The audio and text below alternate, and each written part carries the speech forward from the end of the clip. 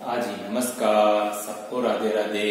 Online class में एक बार फिर आपका स्वागत। आज हम कक्षा 10 विषय गणित अध्याय 15 वृत्त की परिधि एवं क्षेत्रफल, जिसके अंतर्गत भाग 1, जिसके अंतर्गत हम इस प्रश्नावली से संबंधित कुछ परिभाषाएं और कुछ सूत्र के बारे में अध्ययन करेंगे। ठीक है ना। सबसे पहले प्रश्नावली से संबंधित सूत्र हमारे को ध्यान में होना जरूरी है। इसीलिए क्या है, इस प्रश्नावली को पढ़ने से पहले हम सूत्र कौन कौन से इससे संबंधित या परिभाषाएं कौन कौन सी है इसकी जानकारी करेंगे। तो सबसे पहले वृत्त की परिधि। अब परिधि क्या होती है? परिधि का मतलब क्या होता है? एक चक्कर। लेकिन यहाँ क्या है, वृत्त, प्रश्नावली वृत्त की परिधि एवं क्षेत्रफल है। इसका मतलब हम जो एक चक्कर लगा रहे हैं वो किसके लगा रहे हैं? वृत्त के लगा रहे हैं। यानी वृत्त की परिधि क्या हो गई? वृत्त का एक चक्कर, यानी वृत्त के चारों ओर घूम करके एक चक्कर पूरा करना, या उसका एक घेरा क्या कहलाती है? वृत्त की परिधि कहलाती है। ठीक है। कोई भी वृत्ताकार आकृति है और उसके हम पूरा एक चक्कर लगा रखे हैं। जैसे ये वृत्ताकार आकृति है और इस जगह से हमने चलना प्रारंभ किया और चलते चलते वापस हम इस जगह पर आ गए, तो ये क्या हो गया? पूरा एक चक्कर हुआ और एक चक्कर इसमें क्या कहलाएगा? वृत्त की परिधि कहलाएगा। ठीक है, पहला परिभाषा के रूप में। दूसरा यह है कि जैसे वृत्त की परिधि अगर अपने को ज्ञात करनी है तो परिधि ज्ञात करने का सूत्र, अब परिधि ज्ञात करने का सूत्र क्या होता है? 2 पाई r। वृत्त की परिधि बराबर क्या होता है? 2 पाई r। वृत्त की परिधि ज्ञात कीजिए जब उसकी त्रिज्या इतने सेंटीमीटर है। अब माना कि जैसे इस तरह से प्रश्न आ गया तो आपको सबसे पहला काम तो ये है कि उसका सूत्र याद होना जरूरी है। तो वृत्त की परिधि का सूत्र क्या हो गया? 2 पाई r। ठीक है। अब परिधि यानी परिधि वृत्ताकार आकृति, इसलिए, और अगर माना कि यही आकृति आयताकार, त्रिभुजाकार, चतुर्भुजाकार, वर्गाकार, तो वहां हम क्या शब्द का प्रयोग करते हैं? परिमाप का। परिधि और परिमाप दोनों का मतलब एक ही है, यानी उनका एक चक्कर। लेकिन यहाँ वृत्ताकार आकृति है, इसीलिए वृत्त का एक चक्कर और एक चक्कर क्या हो गया? उसमें परिधि हो गई। ठीक है। तो वृत्त की परिधि बराबर क्या हो गया? सूत्र 2 पाई r हो गया। अब यहाँ पाई का मान अपने को ध्यान में रखना है। पाई का मान निश्चित है। पाई का मान क्या हो गया? 22/7 या 3.14। ठीक है। परीक्षा में भी कितनी बार क्या होता है? पाई का मान लिखा हुआ दे देते हैं। पाई का मान 3.14 लीजिए। इसका मतलब आपको उस प्रश्न को हल करते समय ध्यान रखना है, r यानी पाई की जगह अपने को क्या करना है? 3.14 ही काम में लेना है। अगर हम उस समय 22/7 से हल करते हैं तो आंसर में थोड़ा बहुत डिफरेंस आता है। इसीलिए ध्यान रखना है, पाई का मान अगर दिया हुआ है तब तो हमको क्या है? वही मान अपने को लिखना है। और जब कुछ नहीं लिखा हुआ है तो हमको पाई की जगह क्या करना है? 22/7 लिखना है। अगर दिया हुआ है तो 22/7 लीजिए या 3.14 लीजिए, तो फिर हम वही मान रख करके सवाल को हल करेंगे। और जब हमारे को कुछ नहीं लिख रखा है, इसका मतलब आपको सीधा सीधा पाई की जगह क्या लिखना है? 22/7 लिखना है। उसके बाद r का मतलब क्या होता है? त्रिज्या। क्या होती है? r यानी त्रिज्या। त्रिज्या हमारे को दी हुई है और अगर अपने को परिधि ज्ञात करना तो इस तरीके से ये सूत्र लगा के इसको हल करना है। अब त्रिज्या क्या होती है? त्रिज्या, जैसे ये एक वृत्ताकार आकृति है और ये वृत्त का क्या हो गया? इसमें केंद्र बिंदु हो गया। इसके परिधि के ऊपर जैसे हमने कोई एक बिंदु ले लिया, परिधि के ऊपर हमने क्या किया? एक बिंदु ले लिया, जैसे ये ए बिंदु। ठीक है। और ये हो गया आपका केंद्र बिंदु O। अब केंद्र बिंदु को हमने परिधि पर स्थित किसी बिंदु को हमने क्या किया? इसको मिला दिया, यानी O को मैंने क्या किया? A से मिला दिया। तो मिलाने पर ये जो आकार बना या ये आकृति जो बनी है, ये क्या होगी? इसकी r यानी त्रिज्या होगी।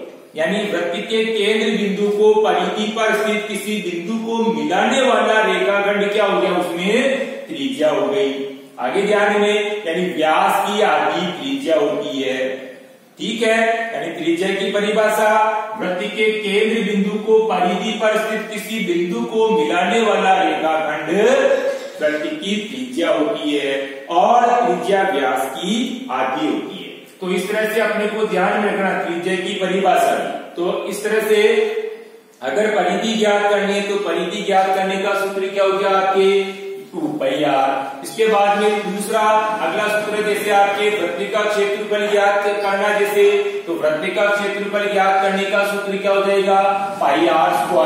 अब यहाँ भी पाई का मान आपको ध्यान में रखना, या तो 22/7 या 3.14। अगर दिया हुआ जब तो वही मान रखना है, और अगर कुछ दिया हुआ नहीं है तो उस परिस्थिति में हमको 22/7 लिखना है। और r की जगह r यानी r त्रिज्या भी अपनी को दे रखी है तो त्रिज्या का मान लिखना है। तो वृत्त का क्षेत्रफल बराबर क्या हो गया πr² हो गया। दूसरा सूत्र आपके ये हो गया, परिधि का हो गया एक तो, और एक वृत्त का क्षेत्रफल का हो गया। उसके बाद तीसरा है दो सकेंद्रीय वृत्त द्वारा परिबद्ध क्षेत्र का क्षेत्रफल। अब परिबद्ध क्षेत्र कौन सा होता है, तो इसके लिए अपन क्या करते हैं, सबसे पहले आकृति को समझते हैं। अब आकृति को समझते हैं तो क्या है कि जैसे ये एक वृत्त तो बना हुआ ही है, और ये एक वृत्त मैंने और बना दिया, ठीक है, लेकिन इसका केंद्र बिंदु क्या है, एक ही है। यानी वे वृत्त जिनका केंद्र बिंदु एक ही हो सकेंद्रीय वृत्त कहलाते हैं, लेकिन उनकी त्रिज्या क्या होती है, अलग अलग होती है। जैसे ये भीतरी वृत्त है तो भीतरी वृत्त की त्रिज्या, और इसी तरह से ये बाहर वाले वृत्त की त्रिज्या। तो बाहर वाला वृत्त उसकी त्रिज्या तो क्या होगी, इसके अंदर r1 हो जाएगी, और भीतरी वृत्त उसकी त्रिज्या क्या हो जाएगी, r2 हो जाएगी। यानी बाहर वाले वृत्त की त्रिज्या बड़ी है और अंदर वाले वृत्त की त्रिज्या छोटी है। यानी वे वृत्त जिनका केंद्र बिंदु एक है क्या कहलाता है, वे वृत्त जिनका केंद्र बिंदु एक है लेकिन त्रिज्या ये अलग अलग है, तो वे वृत्त क्या कहलाते हैं, सकेंद्रीय वृत्त कहलाते हैं, ठीक है। लेकिन अपने को अब वापस दूसरी बात क्या है, परिबद्ध क्षेत्र। अब परिबद्ध क्षेत्र का मतलब क्या होता है, यानी बाहर वाले वृत्त के क्षेत्रफल में से अंदर वाले वृत्त के क्षेत्रफल को घटाना। यानी ये आपका जो भाग है, ये भाग इसमें क्या कहलाएगा, परिबद्ध क्षेत्र कहलाएगा। बाहर वाले वृत्त के क्षेत्रफल में से अंदर वाले वृत्त के क्षेत्रफल को घटाना, तो वह भाग कौन सा हो जाएगा, इसमें परिबद्ध क्षेत्र का क्षेत्रफल। बाहर वाले त्रिज्या, बाहर वाले वृत्त की त्रिज्या क्या बड़ी होगी, अंदर वाले वृत्त की त्रिज्या छोटी होगी, ठीक है ना। तो बाहर वाले वृत्त के क्षेत्रफल में से अंदर वाले वृत्त के क्षेत्रफल को घटा देते हैं तो क्या निकल जाता है, परिबद्ध क्षेत्र का क्षेत्रफल। यानी इसका सूत्र क्या बन गया, पाई कोष्टक r1 का वर्ग माइनस r2 का वर्ग। अगर अपन यू भी देखना चाहे, जैसे बाहर वाले वृत्त का क्षेत्रफल πr²1, अंदर वाले वृत्त का क्षेत्रफल πr²2, यानी ये आपके बाहर वाले वृत्त का क्षेत्रफल में से अंदर वाले वृत्त के क्षेत्रफल को घटा रहे हैं, तो घटाने के बाद अब देखो यहाँ पर पाई कॉमन हो गया, तो ये पाई तो निकल गया बाहर, बाकी बचा क्या r1 का वर्ग माइनस r2 का वर्ग। इस तरह से हम सूत्र भी बना सकते हैं वापस। तो अपने को ध्यान में ये रखना है कि परिबद्ध क्षेत्र का क्षेत्रफल ज्ञात करना, तो बाहर वाले वृत्त के क्षेत्रफल में से अंदर वाले वृत्त के क्षेत्रफल को घटाना, ठीक है। सूत्र किस तरीके से बनाना, इस तरीके से, बाहर वाले वृत्त की त्रिज्या बड़ी है इसलिए r1, और अंदर वाले वृत्त की त्रिज्या छोटी इसलिए उसको r2, ध्यान रखना, ठीक है। तो आपको सूत्र कौन सा याद रखना है, पाई कोष्टक r1 का वर्ग माइनस r2 का वर्ग, ठीक है। परिबद्ध क्षेत्र का क्षेत्रफल, परिबद्ध का मतलब ध्यान में आ गया, बाहर वाले वृत्त के क्षेत्रफल में से अंदर वाले वृत्त के क्षेत्रफल को घटाना, ठीक है।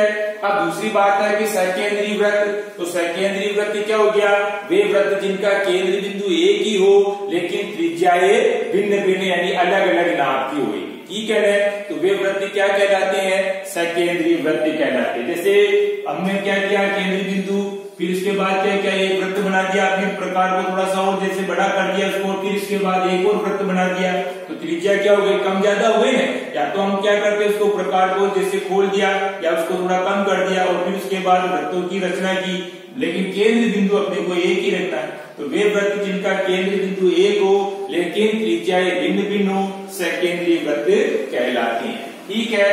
अब उसके बाद वापस अगला, जैसे वृत्त के त्रिज्या खंड। अब वृत्त के त्रिज्या खंड क्या होते हैं, वृत्त की दो त्रिज्याओं एवं चाप से घिरे हुए क्षेत्र को क्या बोलते हैं, त्रिज्या खंड बोलते हैं। जैसे आपको सबसे पहले क्या है, ये आपका एक वृत्त है, ये इसका केंद्र बिंदु, ये हो गया आपकी त्रिज्या और ये हो गया आपकी त्रिज्या। तो त्रिज्या कितनी होगी इसके अंदर, दो त्रिज्या होगी, और ये क्या हो गया, इसका चाप, ठीक है। तो वृत्त की दो त्रिज्याओं एवं एक चाप से घिरे हुए क्षेत्र को क्या बोलते हैं? त्रिज्या खंड बोलते हैं। ठीक है, तो आपको परिभाषा ध्यान में रखनी है। वृत्त का त्रिज्या खंड, तो त्रिज्या खंड क्या हो गया? यानी एक वृत्त जिसकी दो त्रिज्या और एक चाप से घिरा हुआ क्षेत्र, ये क्या कहलाता है? इसका त्रिज्या खंड कहलाता है। ठीक है, अब त्रिज्या खंड भी आपके दो हो गए, यानी ये जो भाग है आपका, ये भाग आपका लघु हो गया और बाकी ऊपर की तरफ जो बच रहा है ये वाला भाग, ये हो गया इसका दीर्घ। तो लघु त्रिज्या खंड और दीर्घ त्रिज्या खंड दो भाग हो गए आपके। ठीक है, अब आपको इसका सूत्र भी ध्यान में रखना है। वृत्त का त्रिज्या खंड यानी त्रिज्या खंड बराबर क्या होता है? पाई आर स्क्वायर थीटा बटे हुए 360 डिग्री। अगर हमारे को त्रिज्या और थीटा दिया हुआ है तब आपको क्या करना है? ये सूत्र काम में लेना है।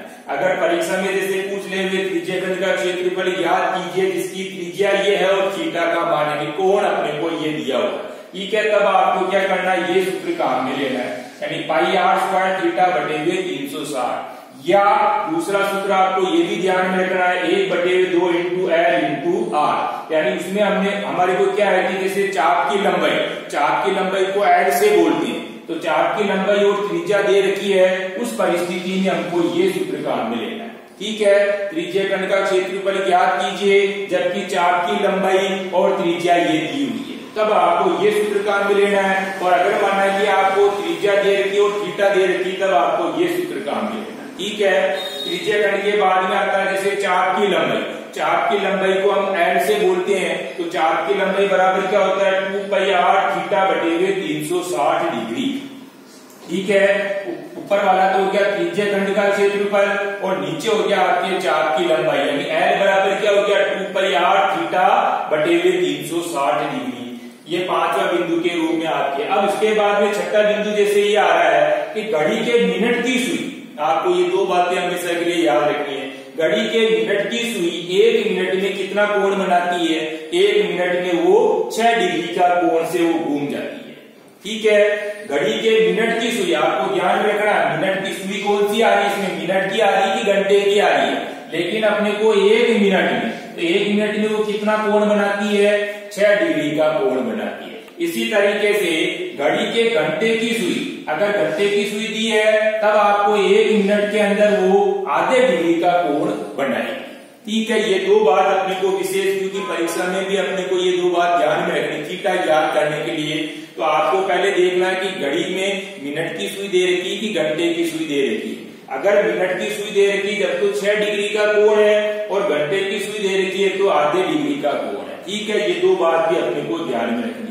तो अब अपने को HW के रूप में, HW में आपको क्या करना? अब तक जो हमने बिंदु जो पढ़े हैं, जैसे 1 से लेके 7 तक बिंदु जो हमने पढ़े हैं, उन सब बिंदुओं को क्या करना है? याद करना है। और जो मैंने सूत्र लिखाए हैं वे सूत्र भी हमको क्या करना है? याद करना है। कॉपी में भी लिखना है और हमारे को क्या है कि याद भी करना है। परिभाषा जहां जहां परिभाषा के रूप में आया वहां परिभाषा याद करनी है, और जहां जहां हमारे सूत्र के रूप में सूत्र लिखे मिले वहां सूत्र भी अपने को याद होना जरूरी है। तो HW में हमको क्या करना है? 1 से 7 तक जो बिंदु लिखे हैं मैंने, वो सारे के सारे बिंदु हमारे को क्या होना चाहिए? याद भी करना है और कॉपी के अंदर लिखना भी है। आगे समझ में याद तो करना है, लेकिन लिखेंगे तो भी अपने को दिक्कत है, इसलिए अपने को लिखना भी है।